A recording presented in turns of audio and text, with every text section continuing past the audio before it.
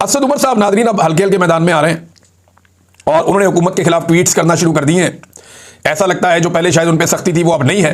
तो असद उमर साहब ने एक बड़ी इंटरेस्टिंग ट्वीट की। उन्होंने कहा मीडिया रिपोर्ट्स के मुताबिक हुकूमत आईएमएफ टीम को पाकिस्तान आने से रोक रही है। आईएमएफ की टीम पाकिस्तान आना चाहती है, हुकूमत से रोक रही है।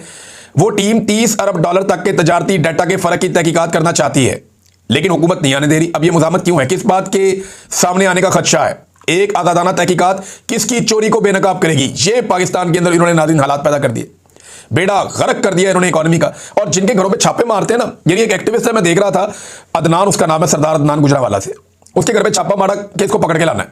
और बाद में उसके घर की मैंने वीडियो देखी, कमोड तक तोड़ दिया, बेसन तोड़ दिया, सिंक तोड़ दिए, टेबलें कुर्सियां तोड़ दी, मोटरसाइकिल खड़ा वो तोड़ दिया, अलमारियां तोड़ दी करके, शीशे तोड़ दिए, टीवी तोड़। ओ भाई ये किस तरह का छापा है? भाई ये किस तरह का छापा है? आप बंदा ढूंढने आए हैं या तबाही फेरने आए हैं? कोई याजूज माजूज आ गए वहां पे? सिक्योरिटी फोर्सेस में और बदमाशों में फर्क होना चाहिए। ये एग्जैक्टली बदमाशी कर रहे हैं पाकिस्तानियों के साथ और बदमाशी के साथ पाकिस्तान को चला रहे हैं। इनका अंजाम अच्छा नहीं होगा। अब तक इतनी, अपना ख्याल रखिएगा, अपने चैनल का भी। अल्लाह हाफ़िज़।